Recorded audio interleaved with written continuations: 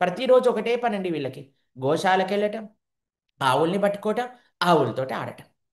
దూడల దగ్గరికెళ్ళటం, దూడలతోటి ఆడటం. వాళ్ళ తోక లాగటం, ఇటు చెవు లాగటం. వాళ్ళకి చాలా ఆనందం అనమాట అండి ఇలా చేస్తే. ఆ!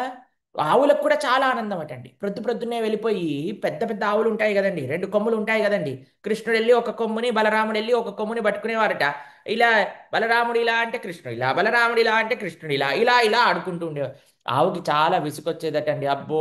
ఏంట్రా ఈ కృష్ణ బలరాములు ప్రొద్దున్నే లేచి నా దగ్గరకొచ్చి నన్ను డిస్టర్బ్ చేస్తుంటారు. వీళ్ళని ఎలా వదిలించుకోవాలి అని ఆవు తీసుకెళ్ళి వీళ్ళిద్దరిని కూడా అప్పుడే వేసిన పేడలో ఇంత పెద్ద పేడ కుప్ప ఒక దగ్గర ఉండేదట. అప్పుడే ఫ్రెష్‌గా, హాట్‌గా వామ్‌గా ఇలా మంచిగా ఉండేదట. ఇప్పుడు కృష్ణుడిని నేలపైన పడేయకూడదు కదండీ! కృష్ణుడిని నేలపైన వేస్తే ఆయనకి దెబ్బ తాకుతుంది గదా! కాబట్టి ఆవు పేడతో చేసిన ఒక పెద్ద కుప్ప పైకి తీసుకెళ్ళి ఢామ్ అని వదిలేసేదట. ఇలా గొంతు వరకు గూడా వాళ్ళిద్దరు ఆవు పేడలో కూరుకుపోయేవాళ్ళట. కృష్ణుడు ఇంకా బలరాములిద్దరూ కూడా.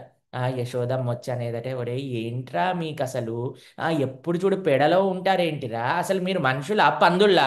అంటే కృష్ణుడు అనేవాడట, "అవునమ్మా నేను ఒకసారి పందిని గూడా" అన్నాడట. వరాహావతారం స్వామే గదండీ! కేశవద్రీత సూకర రూప జయ జగదీశ హరే.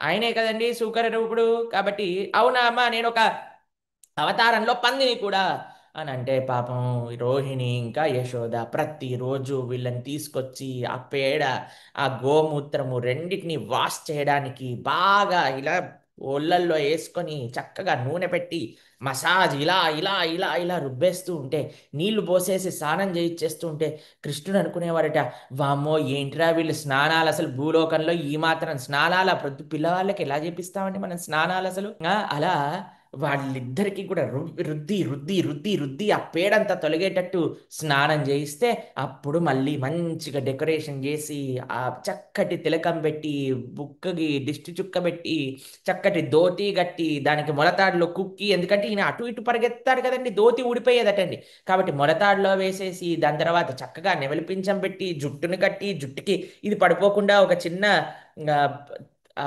పర్ల్స్ తోటి చేసిన ఒక నెక్లెస్ పెట్టి దాని తర్వాత మెళ్ళో నెక్లెస్లు పెట్టి మంచిగా రెడీ చేసి అమ్మో మా కన్నయ్య ఎంత బాగున్నాడురా మా ముద్దొస్తున్నాడురా ఇలా అని దిష్టి తీసి అటువైపు తిరిగేసరికి మళ్ళీ వెళ్ళి పటాక్ పేడలో కింద పడి బొర్లుతూ ఉండేవాళ్ళు